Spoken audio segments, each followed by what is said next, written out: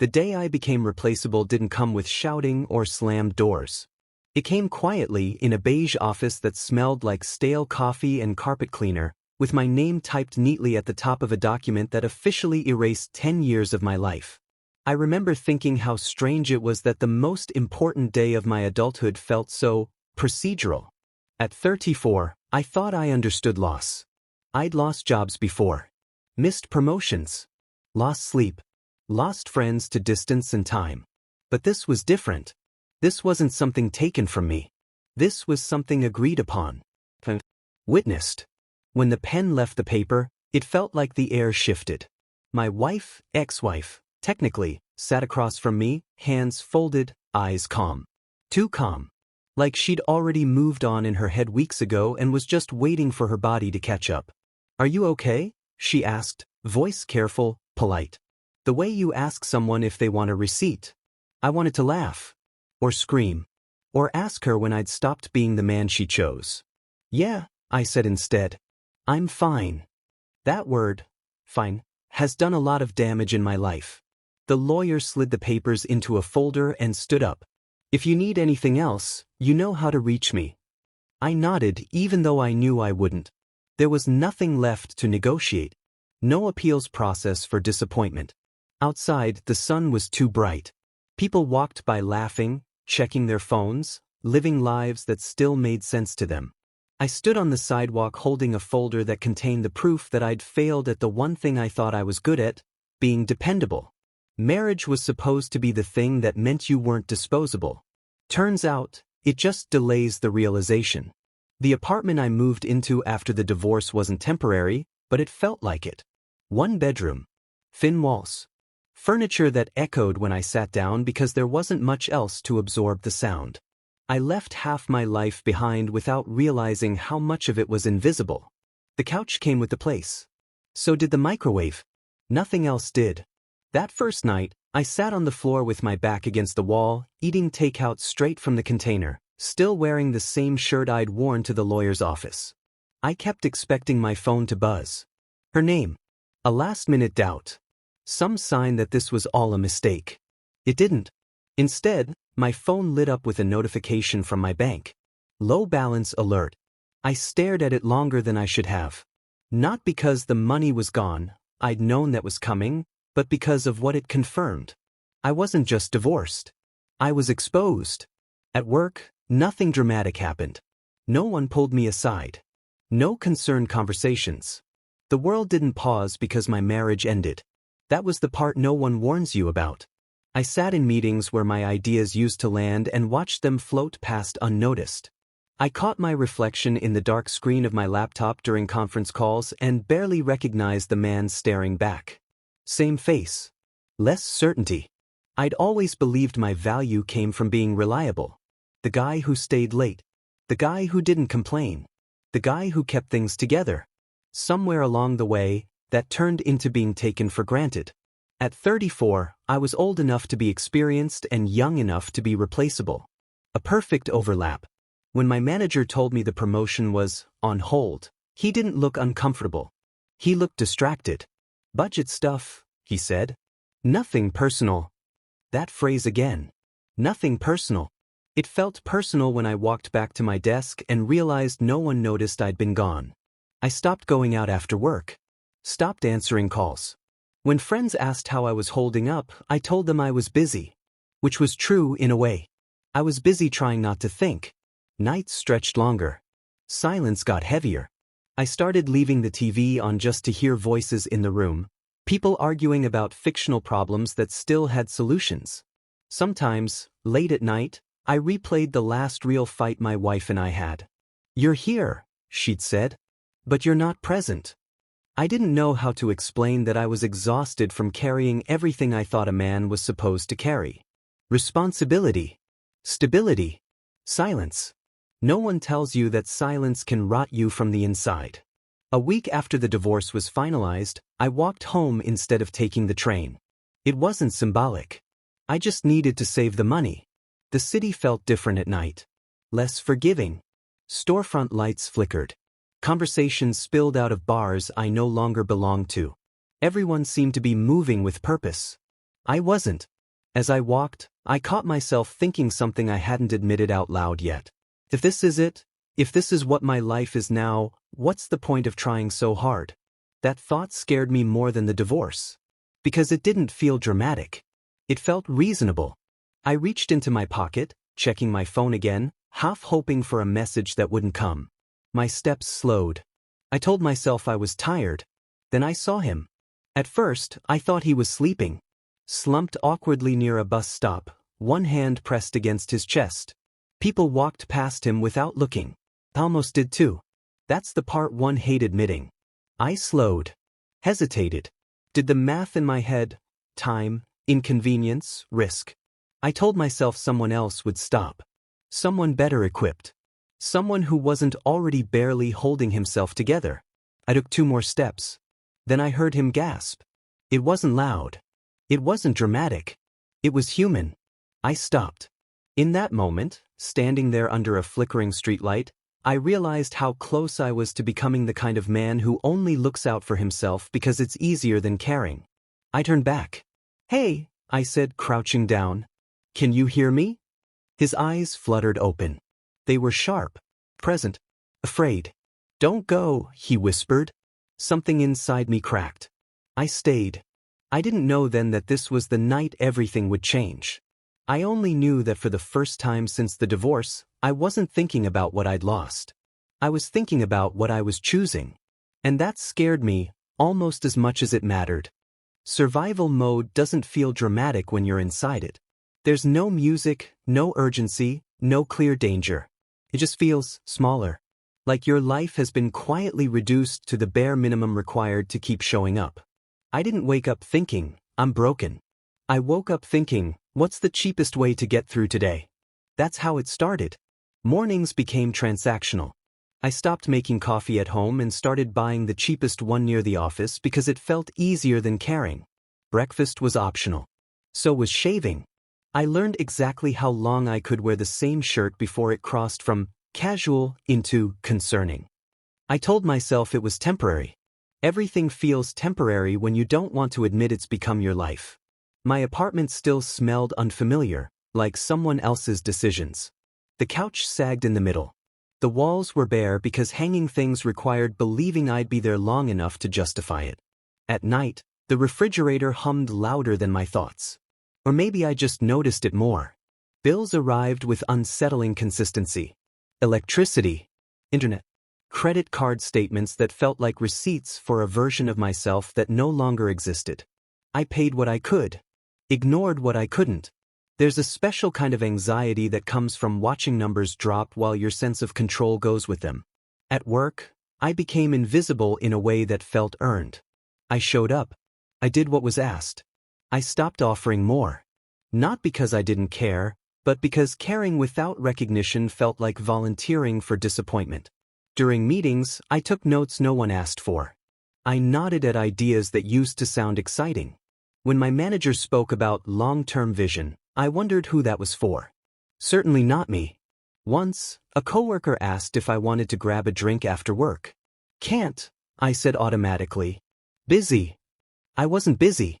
I just didn't trust myself to sit across from someone and explain how quickly a life can collapse without a single dramatic event. It was easier to go home. Home was quiet, predictable, no questions. I spent evenings scrolling through my phone, not really looking at anything. Photos of people announcing engagements, promotions, new houses, babies, milestones. I didn't envy them. Not exactly. I just felt left behind by a race I hadn't realized I was running.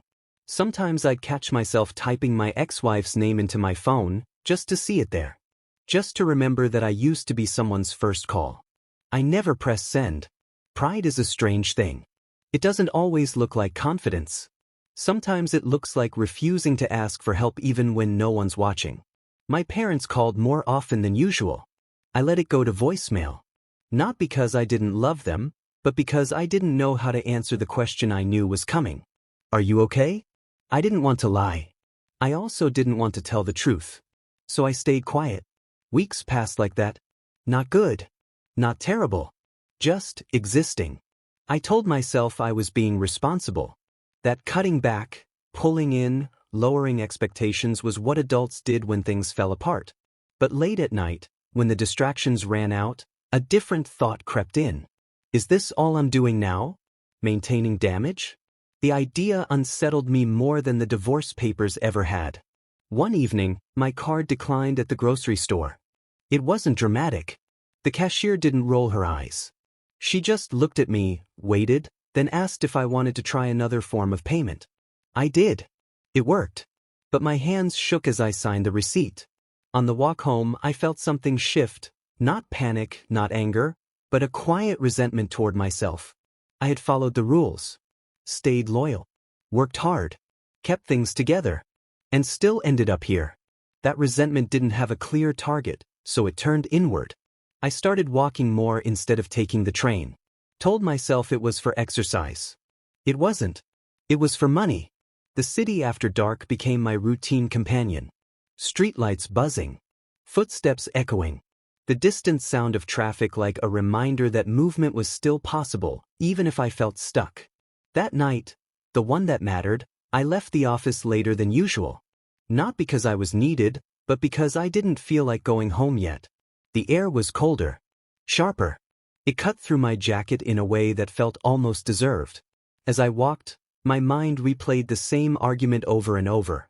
You should be doing more. What's the point? You're 34. This isn't how it was supposed to go. I passed couples laughing outside a restaurant. A group of guys my age arguing about something meaningless, alive with energy.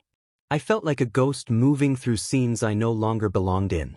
That's when I noticed the man ahead of me. He was slumped near the bus stop, head tilted at an unnatural angle. For a second, I assumed he was drunk. Or sleeping. Or someone else's responsibility. That assumption came easily. Too easily. I slowed down, my instincts already preparing excuses. Someone else will notice. You're not a medic. You don't have the bandwidth for this. Survival mode teaches you to conserve, not just money, but empathy. I took a step to go around him. That's when I saw his hand trembling against his chest. I stopped. My heart kicked harder than it had all day. In that pause, one breath, maybe two, I understood something uncomfortable. This was a choice.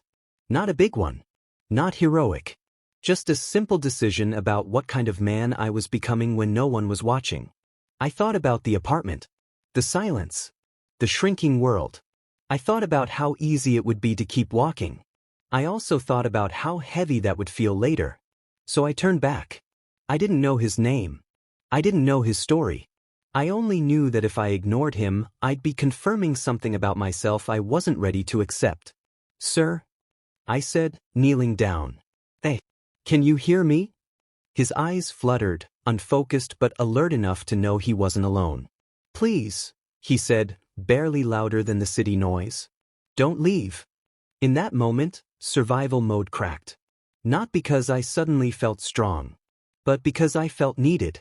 And for the first time in weeks, that felt like more than just staying alive. It felt like a reason to stay. I didn't feel brave kneeling there on the concrete. I felt exposed. Up close, the man looked older than I'd thought. Not frail, just worn. Like someone who'd spent a lifetime standing upright and finally ran out of reasons to keep doing it. His coat was thin, his breath shallow, his hands still pressed to his chest as if holding something in place. The city kept moving around us. Footsteps passed. A bus hissed as it pulled away. Somewhere, someone laughed too loudly. No one stopped. For a moment, I wondered if this was how it ends for most of us, not with drama, but with background noise. Stay with me, I said, though I wasn't sure who I was saying it for. Help's coming. He looked at me then, really looked at me, like he was trying to memorize my face. I knew you'd stop, he said. His voice wasn't weak. It was steady. Certain. That unsettled me. I almost didn't, I admitted. He smiled at that. A small, knowing curve of the mouth. Most people don't, he said. They're tired. So was I. I pulled my phone out with hands that suddenly felt clumsy and dialed for help. My voice sounded strange in my ears, too loud, too controlled. I described our location, his symptoms, anything I could think of. The operator stayed calm. Asked me to keep him talking. What's your name? I asked him. Does it matter? Yes, I said without thinking. It does. He paused as if weighing something, then said it. A simple name. Common. The kind you wouldn't remember unless you tried. I started, then stopped. For some reason, saying my name felt heavier. Like a promise. You don't have to, he said, reading my hesitation. I can see you. I didn't know what that meant, but it landed hard. We sat like that for a while, me kneeling, him breathing, the city pretending we weren't there. I talked because the operator told me to, but also because silence felt dangerous. I told him it was cold. I told him help was close. I told him to keep his eyes open. At some point he asked, "Are you happy?" The question cut through me. "No," I said. Then, after a beat, "I don't think so." He nodded slowly, as if that confirmed something. "I wasn't either," he said. For a long time. There was no bitterness in his voice. Just clarity. Sirens grew louder in the distance. Red and blue lights bounced off nearby windows. I felt a strange urgency rise in my chest, not panic, but responsibility. Like if I let go of this moment, I'd lose something important. "Don't go," he said suddenly, gripping my sleeve with more strength than I expected. "Please." "I'm here," I said. "I'm not going anywhere." I meant it. When the ambulance arrived, everything sped up. Voices. Questions. Equipment unfolding with practiced efficiency. They thanked me. Told me I'd done the right thing. Asked if I was family. "No," I said. The word felt incomplete. They lifted him onto the stretcher.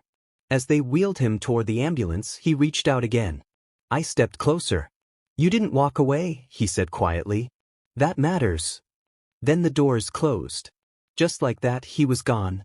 I stood there longer than I needed to, watching the ambulance disappear into traffic. My knees hurt. My jacket was dusted with grime. I felt oddly empty and strangely awake. I hadn't saved him. I knew that. All I'd done was stay. But staying felt like more than I'd been doing for myself lately. When I finally started walking again, the city looked sharper, louder, more real. I replayed the night in fragments. His grip on my sleeve, the way he said he knew I'd stop, the question about happiness. "Are you happy?" It echoed. At home, I sat on the edge of the couch without turning on the lights. The apartment felt different. Not warmer. Just less empty. I wondered if he would survive the night. I wondered why I cared. The next day, I kept checking my phone for a call that never came. No updates. No names. No closure. Life resumed its quiet grind. At work, I missed a deadline because I couldn't focus. During lunch, I found myself scanning faces outside the window, looking for him, knowing it made no sense. I told myself it was over. A random encounter. A good deed. Nothing more. That should have been enough. But something about the way he'd looked at me, like he saw past the version of myself I was trying to survive as, stuck with me. Days passed. The city returned to normal. So did my routine. But the question lingered, sharp and unresolved. "Are you happy?" I didn't try to answer it. I wasn't ready. Then, 2 weeks later, a letter arrived. It was thicker than most mail. Cream-colored envelope. My name typed, not printed. No return address. I stood in the hallway staring at it longer than I should have. A strange unease settled in my chest, not fear exactly, but anticipation. I hadn't told anyone about the man on the sidewalk. And yet, somehow, this felt connected. I carried the envelope inside, set it on the table, and walked away. Some things you don't open right away, not because you don't want answers, but because you're afraid of what they'll demand from you once you have them. I slept poorly that night. In my dreams, I was standing under the same streetlight, watching myself walk past him. I woke up knowing one thing for certain. Whatever was inside that envelope, it wasn't going to let me stay the same. For a while, I convinced myself that night didn't matter, that it was just another strange moment in a long line of strange moments that come with living in a city full of people brushing past each other's lives. I told myself I'd done what anyone decent would do. That staying didn't make me special. that helping didn't mean anything had to change. Life seemed to agree with me. Nothing changed. I still woke up to the same alarm, the same ceiling, the same dull sense of obligation. I still went to work, sat at my desk, answered emails that felt heavier than they should. The city didn't reward me. The universe didn't wink. No hidden doors opened. The man on the sidewalk became a story I didn't tell. I kept it to myself, like a secret that didn't want company. Every time I thought about mentioning it, to a friend, a coworker, anyone, I stopped. Not because it was too painful, but because I didn't know how to explain why it stayed with me. How do you tell someone that a stranger asked if you were happy, and it cracked something you'd been carefully ignoring? At work, the silence around me thickened. My managers stopped asking my opinion altogether. Projects shifted hands without explanation. I watched younger guys, hungrier, louder, step into spaces I used to occupy. I told myself I didn't care. That ambition was overrated. That peace mattered more. But the truth was uglier. I didn't trust myself to want things anymore. Wanting had led me here. One afternoon, as I packed up my bag to leave, my manager caught me by the elevators. "Hey," he said, glancing at his phone. "You okay lately?" There was the question everyone asks when they've already decided not to get involved. "I'm fine," I said. Of course I did. He nodded, relieved, and stepped into the elevator without another word. The doors closed, taking any chance of honesty with them. That night, I ran into my ex-wife by accident. Or maybe not by accident. The city has a way of shrinking when you're trying to avoid someone. She was standing outside a restaurant, laughing with a man I didn't recognize. Her laugh caught in my chest before I could stop it. It sounded the same. Unburdened. She saw me. For a split second, we were suspended in something unfinished. Then she smiled, polite, distant, practiced. "Hey," she said. "Hey." The man beside her looked between us, confused but patient. I suddenly felt underdressed. Underprepared. "How have you been?" she asked. There it was again. "I'm good," I said. We were both lying. The difference was she was better at it. She nodded, satisfied with the surface-level answer, and turned back to her life. Just like that, I was background noise. I walked home with my hands buried deep in my pockets, anger simmering without direction. Not at her. Not really. At myself. For believing that if I stayed quiet long enough, the pain would burn itself out. It didn't. It just settled. Days blurred together. The city lost its edge again. The question, "Are you happy?" faded into a dull ache instead of a sharp one. I told myself that was progress. Then the letter came back into my thoughts. I'd left it untouched on the small table near the door, where junk mail usually went to die. Every time I passed it, I felt a flicker of unease. Not curiosity. Responsibility. I told myself it was probably nothing. A mistake. A survey. Some bureaucratic nonsense. Still, I didn't open it. Avoidance has a way of feeling like control until it doesn't. One night, my phone buzzed with a notification from my bank. Another reminder. Another number dipping lower than I wanted to see. I sat on the edge of the couch, staring at the screen, feeling that familiar resentment crawl back in. I'd done everything right. I'd stayed. I'd helped. And I was still losing. That's when the thought hit me. Quiet, dangerous, seductive. Maybe none of it matters. Maybe kindness was just another expense I couldn't afford. The idea scared me enough to stand up. I walked to the table, picked up the envelope, turned it over in my hands. The paper was thick. Intentional. My name was typed cleanly across the front, no smudges, no mistakes. Someone had gone to effort. I thought about the man's grip on my sleeve. The way he said I didn't walk away. The certainty in his voice. I realized something then. If this letter meant nothing, opening it wouldn't change anything. But if it meant something, then pretending it didn't exist was already a choice.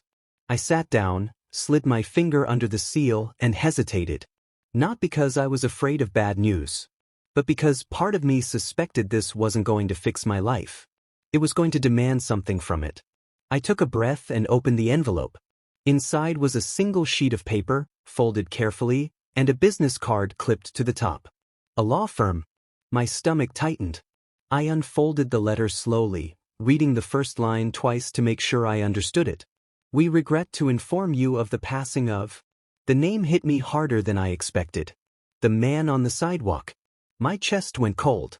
The letter went on, formal, precise, detached. Dates. Legal language. An invitation to contact their office regarding a matter pertaining to the estate. Estate. The word felt absurd. Unreal.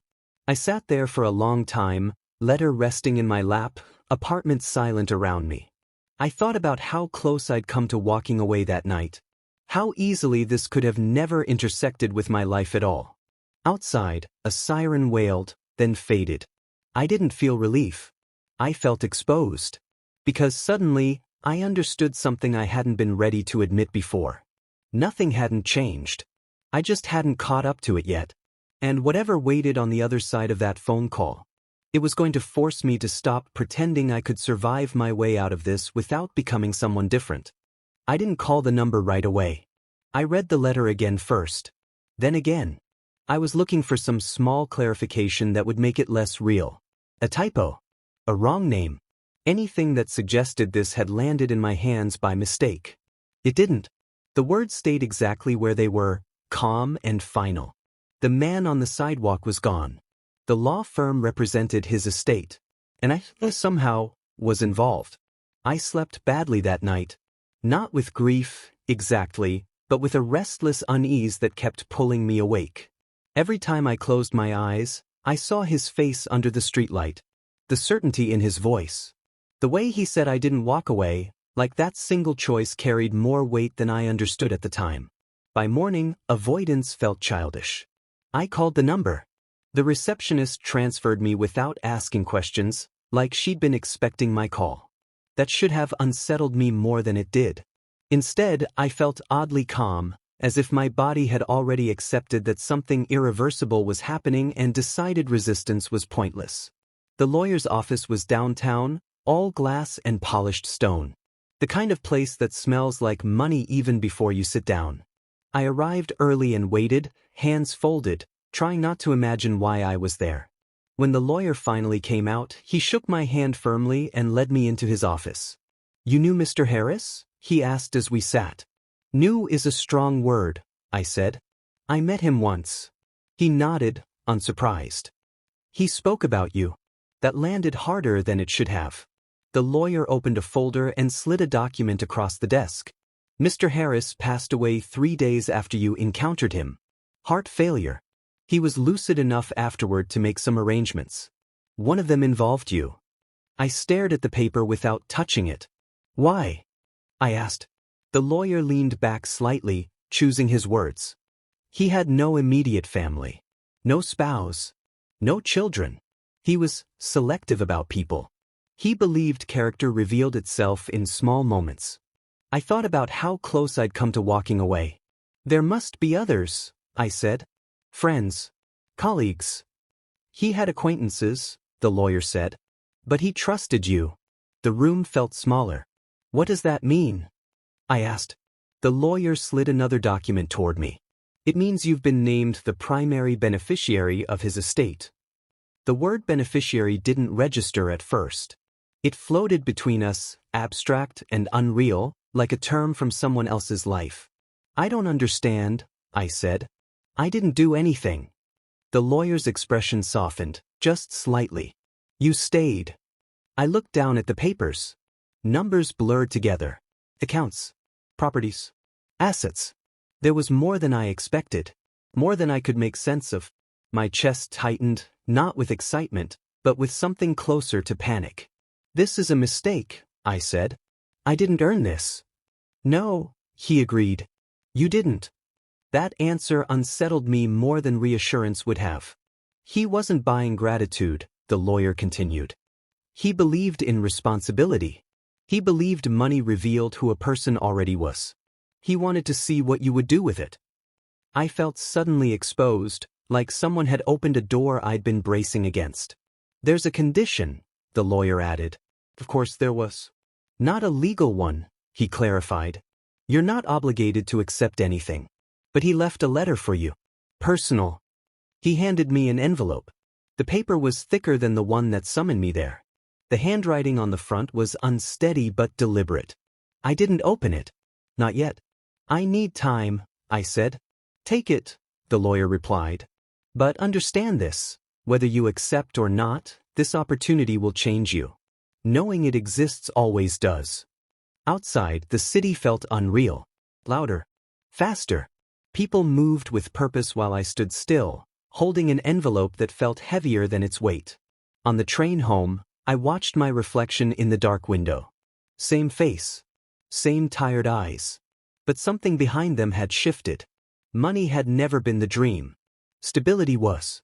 And suddenly, stability was being offered to me by a man I barely knew, because I'd done the bare minimum of being human. At home, I set the envelope down and paced the apartment. My mind raced through possibilities, paying off debt, quitting my job, starting over somewhere no one knew me. The fantasies came easily. That worried me, because underneath them was a quieter fear. If this erased my struggle, who would I be without it? I finally opened the letter. It was short. You stayed when you didn't have to, it read. That told me enough. I don't believe in rewards. I believe in trust. Do something solid with this. Something that outlives fear. That was it. No instructions. No sentimentality. Just expectation. I sat down slowly, letter in my hands, feeling something unfamiliar settle in my chest. Not relief. Responsibility. The money could fix a lot. My debt. My apartment. My options. But it couldn't answer the question he'd asked me on the sidewalk. Are you happy? For the first time, I understood why he'd chosen me. Not because I was strong, but because I was unfinished. And now, whether I liked it or not, I had no excuse left to stay small. That night, I didn't sleep much.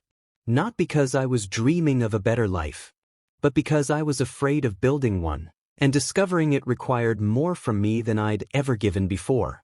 The first thing I did with the money was exactly what you'd expect. I made the panic stop. I paid off the credit cards, cleared the balances that had been hovering like threats, watched the numbers drop to zero and waited for the relief everyone talks about. It came, briefly, like taking a deep breath after being underwater too long. Necessary, but not transformative. The apartment felt different once the pressure eased. The silence didn't feel as hostile. I bought groceries without checking prices. Replaced the flickering light in the kitchen. Small comforts that whispered, "You're safe now." But safety, I learned, is not the same thing as peace. I told myself I wouldn't make any big decisions. No quitting my job. No disappearing act. I'd be responsible. Measured. That resolve lasted about a week. The truth is, money amplifies whatever's already inside you. It doesn't create character, it reveals it. And inside me was a man who'd been running on exhaustion for years. At work, my patience evaporated.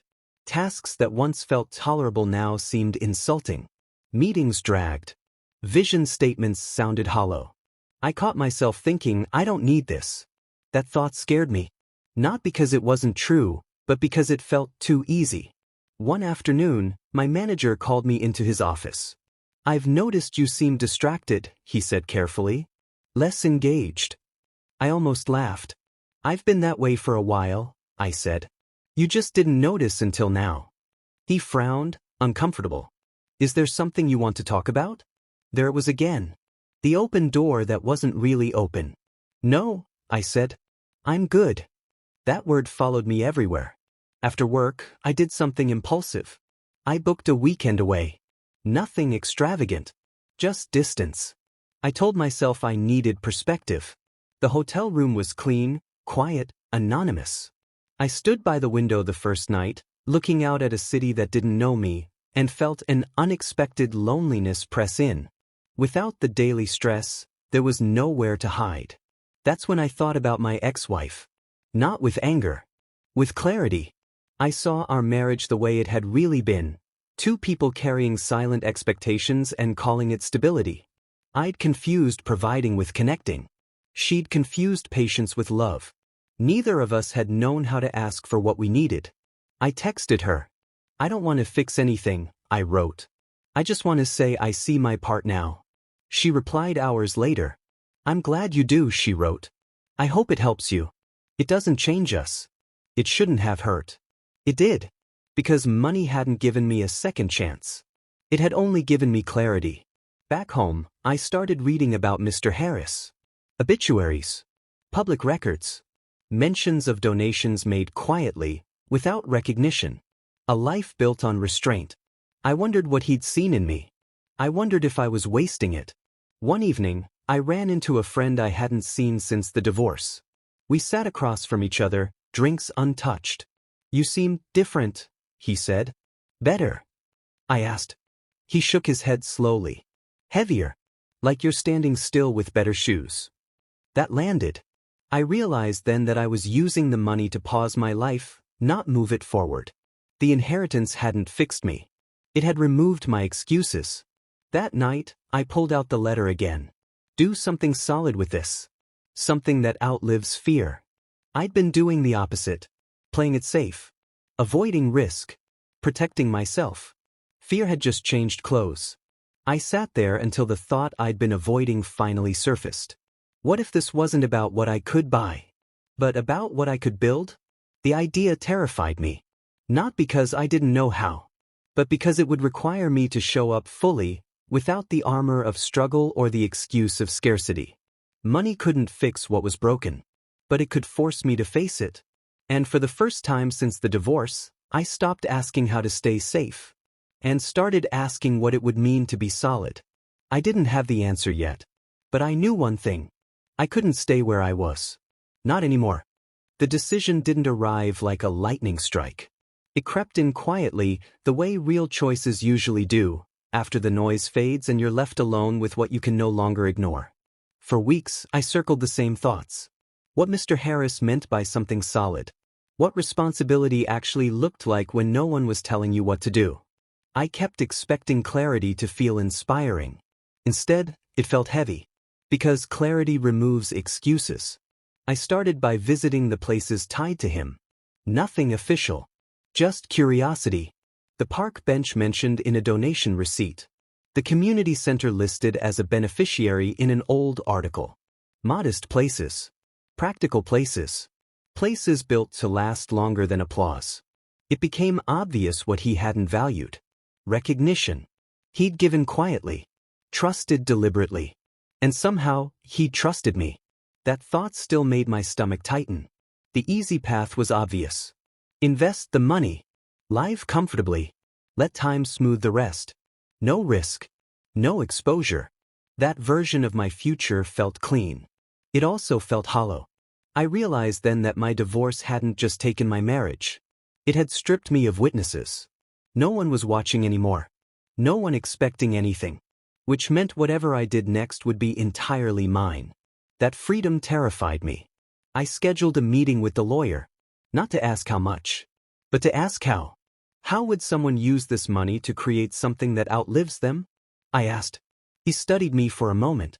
Most people ask how to protect it, he said. Very few ask how to deploy it. The word stuck. Deploy. I left that office with paperwork and possibilities, but more importantly, with permission to stop hiding. The choice I made wasn't flashy.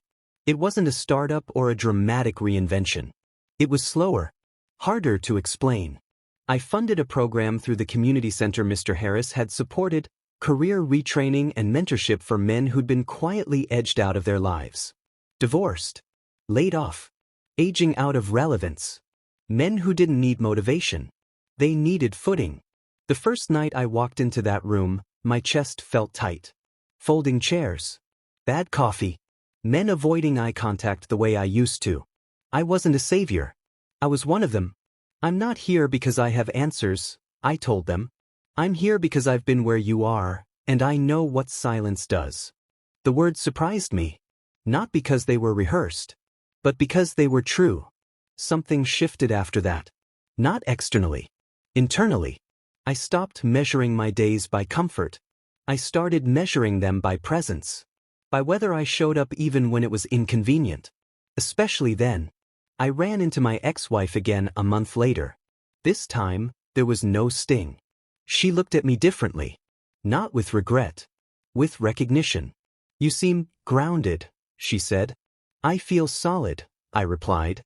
It was the first honest thing I'd said to her in years. We didn't revisit the past. We didn't need to. Some chapters don't ask to be reopened. They ask to be understood.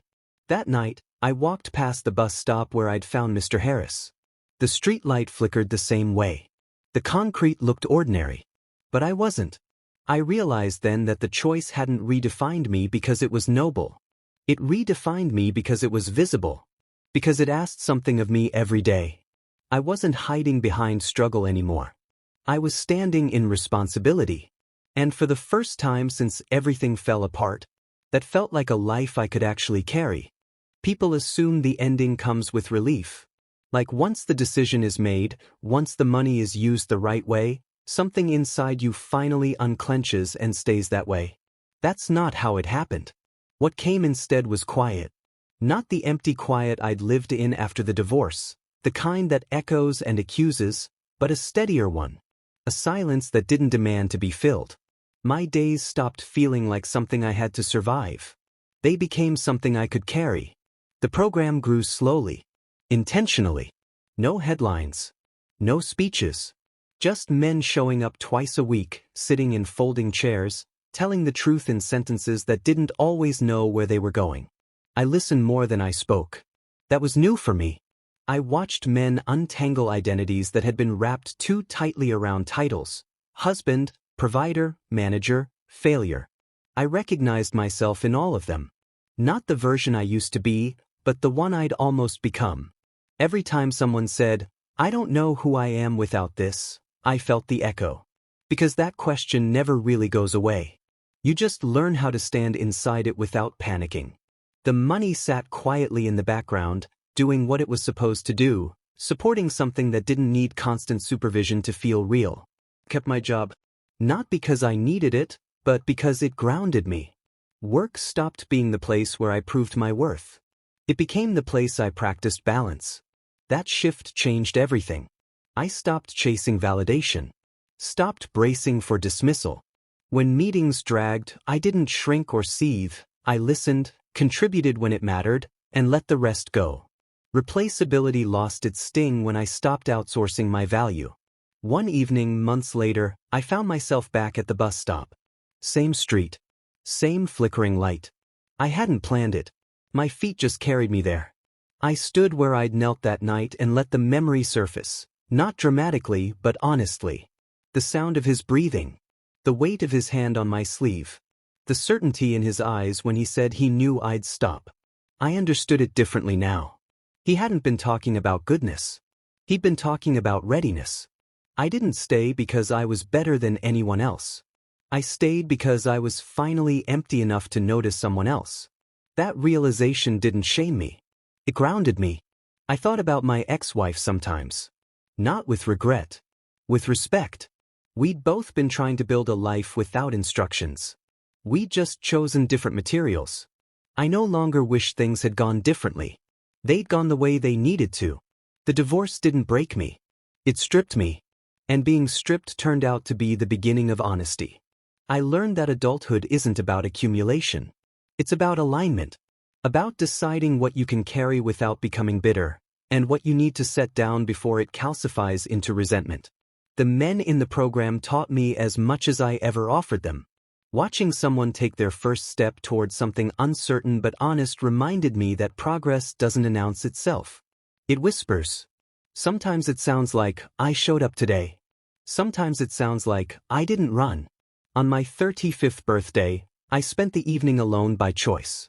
Not out of isolation, but out of preference. I cooked dinner. Ate slowly. Let the day settle. I thought about the man I'd been a year earlier, sitting on the floor of an empty apartment, staring at a phone that wasn't going to light up. I felt compassion for him. He wasn't weak. He was uninitiated. We don't talk enough about the second half of becoming a man. The part after the plans fail. After the identities crack. After success stops being loud. That's where solidity is forged. Not in winning, but in staying. Not in having answers, but in taking responsibility without applause. I never felt like I'd been given a fortune. I felt like I'd been trusted. And trust changes you if you let it. It forces you to ask better questions. Not what can I get, but what can I be relied on for? Late that night, I opened the old letter one last time. Do something solid with this. Something that outlives fear. I folded it carefully and put it away. Because I didn't need to read it anymore. The fear hadn't vanished. But it no longer ran the room. I turned off the lights and stood by the window, looking out at a city that no longer felt indifferent.